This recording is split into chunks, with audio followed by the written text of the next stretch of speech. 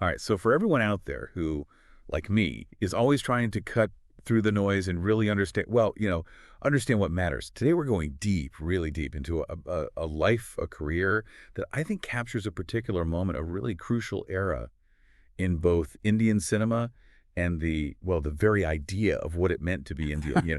We're talking about Manoj Kumar, Manoj Kumar, yeah. Bharat Kumar, as he was so widely known. And his passing just recently at 87, it's clearly touched a nerve. A lot of people are feeling this one. It's true. When you see the outpouring of tributes from everyday folks to, well, to Prime Minister Modi himself, you realize, I mean, it's evident this wasn't just about an actor dying. It was something more, something bigger, for sure. Right, right. Because when you think Manoj Kumar, it's not like, oh, another star, another face on the screen. Bharat Kumar, that wasn't just a nickname. It was. It was an embodiment. He embodied something through his films. And those films, they weren't just stories. They were like manifestos almost. Manifestos, yeah. Cinematic manifestos, I guess you could say. You think of Shaheed, Upkar, Roti Kapda Aur Makaan. These were films that didn't just entertain, they got into the nation's soul.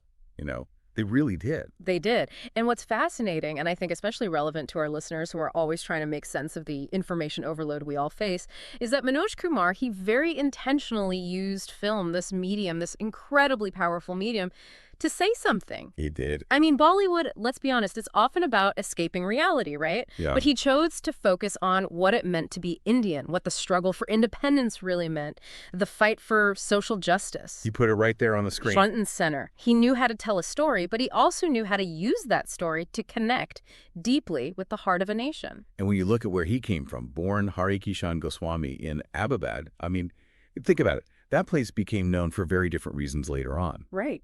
But to go from being a refugee, forced out by the partition, to Delhi, to becoming this national icon, Bharat Kumar, that's an arc. It is. And even his screen name, Manoj Kumar, he took that from the 1948 film Shaheed, the hero of that film. Wow, like it was meant to be. Almost like foreshadowing. It adds this layer of destiny, of fate to his whole journey. And for people who want to truly get his impact, you got to understand, he wasn't just an actor. Yeah. He wrote, he directed, he produced, he was in control, he had this vision, and he made sure it got out there the way he wanted it. No compromises. So in this deep dive, we're going to peel back the layers, look at those key moments in his career, those turning points, maybe some things people don't know, and try to understand, really understand, why Manoj Kumar, why Bharat Kumar resonated so strongly, so deeply with India. Yes. Why his work still matters, why it still speaks to us. We've gone through a lot of material, to bring you this. And our mission really is to explore, is to unlock that enduring power of Bharat Kumar. So let's start at the beginning for him and really for India, the partition, 1947. A defining moment, wouldn't you say? Absolutely. Born in 37, Abbottabad, his family, they were Gandhians, strong believers in Gandhi's vision. Imagine what the partition did to them, the upheaval, the displacement, ending up in Delhi, the trauma. It must have stayed with him, shaped him in ways we can only try to imagine. No doubt. And he said it himself. He talked about seeing death closely during that time. That's heavy stuff. When you've experienced something like that loss, that uprooting, it's no wonder his work would later be infused with those patriotic themes, that social consciousness. He wasn't talking about something abstract. No, not at all. This was lived experience informing his art. And then, you look at his time in Delhi, Hindu college, debating, theater. Those are crucibles, aren't they? The crucibles. Yeah, where you find your voice, where you learn to articulate, to connect with an audience, to make people feel what you feel. It was training, in a way, for what he'd later do on a much, much larger stage. And it's interesting, Dilip Kumar, the legendary actor, he was an early idol, someone he admired. But it was Bhagat Singh, the revolutionary. Who really captured his imagination. Not just a star, but someone who stood for something, who fought for something. Yes, that sense of idealism, that commitment to a cause greater than oneself, the ultimate sacrifice. You can see why that resonated, especially after what he'd lived through. And then that moment, that seemingly small but incredibly significant moment when he saw the film Shaheed, the 1948 one, and decided, that's it, I'm going to be Manoj Kumar. Wow. It's amazing, isn't it? And then to actually play Bhagat Singh himself in Shaheed, the 1965 version, that full circle, you almost can't make this stuff up. Destiny, maybe. But as we all know, getting to that point, it wasn't easy. Those early days in Bollywood in the 50s sounds like a real struggle. Oh, it was. He arrived in Bombay, faced hardship, really tough times, sleeping on railway platforms just to get by. Tough. His first credited role, just an extra in fashion, 1957, and the film flopped. It's humbling to think that someone who had become such a giant in Indian cinema had to start like that. And he even went back to Delhi, worked as a salesman for a bit. Resilience right there. He wasn't going to give up. He's going to find a way one way or another. He did. And then the breakthrough, finally. Yeah. That meeting with Ramanand Sagar leading to Hariali Arasta in 1962, that changed things. It did. Paired with Mala Singha, the film took off, became a hit, and the song Ter Sang Pyar Main, that became a huge success. He was finally on the map. And then Wo Kanti, 1964. A thriller suspense. So different from those romantic comedies he'd been doing. It showed his range, He wasn't just a one-trick pony. And that success, it gave him leverage. It gave him a voice. He could choose. He could say no to the things he didn't believe in. He didn't want to do those mindless comedies anymore. He said it himself. He wanted something more. And that's when the Bharat Kumar persona really started to solidify. Shaheed, in 1965, that was a major turning point, wouldn't you say? Definitely. S. Ram Sharma, the writer-director, approached him with the idea, and Manoj Kumar, he went all in. He met with Bhagat Singh's family, went to Lahore Central Jail where he was imprisoned. He did the research, he immersed himself in the role. He even grew his hair long to match Bhagat Singh's look. Wow. That's dedication. And that line, Sarfaroshi ki tamanna ab hamare diman hai, it became iconic. An anthem for young people. It really resonated. A film capturing the spirit of an entire generation. And then he decided to direct. His first film as a director was Upkar, 1967. For many, this is the birth of the Bharat Kumar we remember. It is. And it was a bold move, risky even. He was inspired by Lal Bahadur Shastri's slogan, Jai Jawan Jai Kisan, that call to honor both the soldier and the farmer, the protectors and the providers. And he believed in it so much he mortgaged his own house to finance the film. Yeah, it's putting your money where your mouth is. Exactly. And that character, Hurat, the farmer's son, who then joins the army, it resonated. It spoke to the realities of India, the sacrifices, the struggles, but also the resilience, the pride. And the song Mir Desh Ki Dharti, that became more than a song, it became an anthem. You hear it every Republic Day. It's timeless. It is. And then came Purab Aur Pashim, 1970. This time he tackled East versus West, again as director, and again playing a character named Bharat. This one was a commentary, wasn't it? On what he saw as the negative influences of the West on traditional Indian values. He contrasted the two, the simplicity, the spirituality of the East versus the perceived materialism, the decadence of the West. That scene where he refuses to light a cigarette, that was a direct nod to Gandhi, a powerful image. He even cast Pran, who was known for villain roles, in a positive light. Shows you he was thinking outside the box. And then, 1974, Roti Kapda Aur Makaan. This film, it really captured that urban despair even before Amitabh Bachchan's angry young man persona took hold. Yeah, it did. That monologue, Ye makan mir bap ka nahi hai, about unemployment, about the struggles of ordinary people, it hit hard. And it was the highest grossing film that year. Proof that a film with a message, a film that tackles real issues, can also be commercially successful, massively successful. And from 65 to 80, 12 hits in a row. Unbelievable run. That tells you something. He wasn't just popular, he was tapping into something deeper, something that resonated with people on a different level. Like Rajiv Masan said, he wasn't just an actor, he was a movement. He was, and that Bharat Kumar persona, that wasn't an accident, No. It was deliberate. After Shaheed, he leaned into it, calling his characters Bharat over and over. He was creating this symbol, this everyman, someone the audience could see themselves in, someone who represented their hopes, their struggles, their aspirations. Brilliant. And his patriotism, as we've touched upon, he was rooted in that Gandhian philosophy. Very much so. Purab Aur Pashim, that emphasis on self-reliance, on Swadeshi, Upkar, empowering the rural communities, Roti Kapda Aur Makaan, that fight for social justice, that was all pure Gandhi. It was a different kind of patriotism, maybe more subtle, less aggressive than what we sometimes see today. And he was clever. He knew how to weave in allegory, like in Kanti, using the 1857 rebellion to comment on contemporary issues. He had a style, visually, with the Indian flag always present, those dialogue, almost like slogans, Jai Jawan Jai Kisan, Sarfaroshi ki tamanna.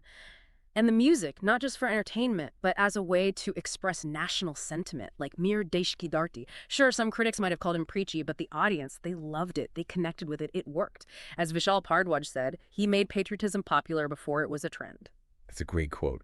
And you compare him to his contemporaries, Dilip Kumar, Raj Kapoor, They were giants in their own right, but Manoj Kumar, he was like the moral compass of cinema for a while. Yes, he was. And even though his films weren't strictly angry young man films, he was already dealing with those themes of social injustice, of disillusionment, but his focus was always on collective upliftment, on finding solutions, not just expressing anger. So let's look closer at some of these key films that really define the Bharat Kumar approach. Shaheed, 1965. The research he did for that role must have been incredible. It was months spent reading Bhagat Singh's writings, meeting his family, going to that jail in Lahore, and the choice to shoot it in black and white when color was becoming the norm, that added a certain weight, a historical feel. And it ran for so long in Mumbai, it really had an impact. It paved the way for all those biopics on freedom fighters that came later. And then Upkar.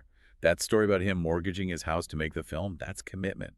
And that tractor scene, they filmed it during the actual harvest season, just to be authentic. Amazing. And even Indira Gandhi praised the film in Parliament. She talked about that message, Jai Jawan Jai Kisan. It touched a nerve, even at the highest levels of government. Parab or Pashim. That one caused a bit of a stir, didn't it? Some people, especially Indians living in London, felt the portrayal wasn't quite fair. It did. Some felt it was stereotypical, maybe a bit too simplistic. But it was also groundbreaking, one of the first Bollywood films shot extensively in Europe. And there's this story about him sneaking a camera into Westminster Abbey to get some shots. Really? Yeah, a little bit of rebellious filmmaking there. I like it. And Roti Kapda Aur Makaan. Interested to compare it to Diwar, both films dealing with the economic anxieties of the 70s, but Kumar's film, it went beyond the individual struggle. It did. It was about the system, about the widespread problems of poverty, unemployment, the lack of basic necessities. It wasn't just one man's anger, it was a societal critique. And it was a huge hit. Broke box office record. And then there are all the awards, the recognition, Blah. the Padma Shri in '92, the Dadasaheb Phalke Award in 2015. Those are huge honors. They are. The highest recognition in Indian cinema, a testament to his legacy, to his impact. And he won Best Director for Upkar at the Filmfare Awards, but he never actually won Best Actor, even though he was nominated many times. And his Lifetime Achievement Award speech in '99, he talked about the changing direction of Bollywood. He wasn't afraid to speak his mind. No, he wasn't. He believed in the power of cinema. He believed it had a responsibility to do more than just entertain. And he had international recognition, too. Parab Ar Pashim was screened at the Moscow Film Festival, and there was a retrospective of his films at the UK Asian Film Festival. That's right. His films were seen, they were appreciated, they were discussed beyond India. He was part of a global conversation about culture, about national identity. And of course, there were some controversies, too. He boycotted the National Film Awards because he disagreed with how Upkar was categorized, and he reportedly refused the Filmfare Best Actor Award for Roti Kapda Aur Makaan because he felt there was bias. A man of principle, clearly. He was. He stood up for what he believed in, even if it meant going against the grain, challenging the establishment. And then there's that reported feud with Dilip Kumar during the making of Kranti. Seems like a clash of styles. Two very different approaches to filmmaking. It does. Manoj Kumar, the message-driven filmmaker, versus Dilip Kumar, the actor's actor. They eventually reconciled, which shows you respect can overcome those differences. And then the lawsuit over that film. OMG. Oh my God. In 2012. Out of the blue. It was. A line in the film was considered offensive. He sued and he won.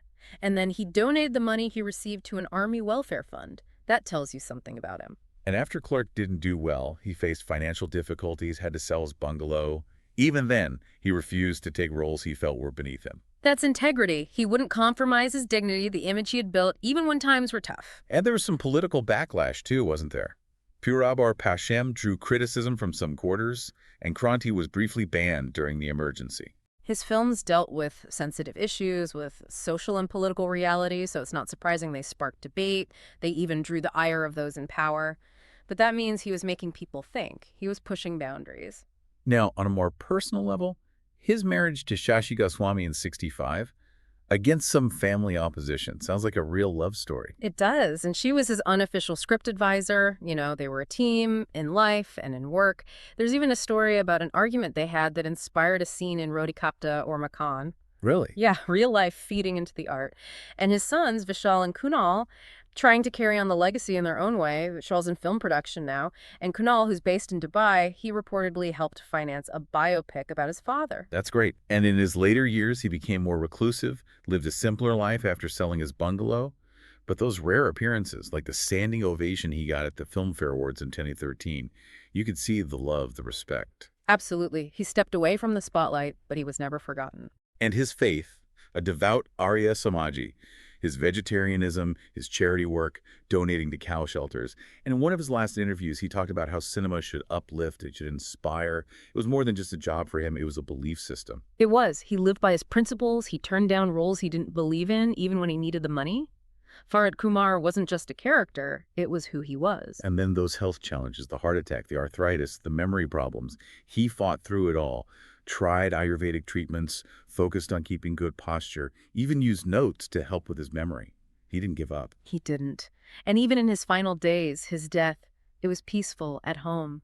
And his instructions for his funeral, no state honors wrapped in khadi instead of the flag to avoid any political fuss. He stayed true to himself till the very end. What a legacy.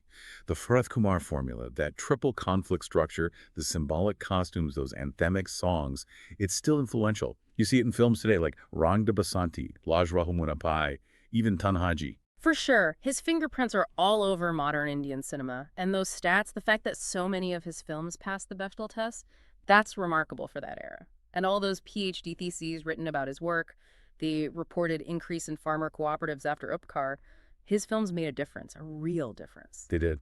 And those unrealized projects, the Gandhi story, the possibility of him hosting Bharat Ek Khoj, that role he turned down in 1942, a love story. Fascinating to think what might have been. It is, but he chose his path. He told the stories he felt compelled to tell. And the tributes after his passing, from PM Modi to Rahul Gandhi, even that story about Indira Gandhi screening Upkar for Congress workers. He transcended the world of cinema. He touched people from all walks of life. He did. And the reactions from his peers, Amitabh Bachchan, Kamal Hassan, they were heartfelt. He was respected, admired, loved. Even globally, an obituary in Dawn News in Pakistan, Upkar being considered for UNESCO heritage status, he crossed borders. He did. His work resonated beyond India. It became part of a larger cultural conversation. So we come to the end of an era. In a world that feels increasingly divided, his films offered a vision of unity, of a shared Indian identity. They weren't perfect, sure, but they were powerful, they were necessary, and they had an impact that still felt today.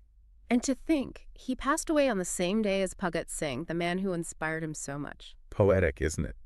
And with his films now on streaming platforms, a whole new generation is discovering him, discovering Bharat Kumar. The question is, who will be the next Manoj Kumar? But maybe, just maybe, India doesn't need that singular symbol anymore.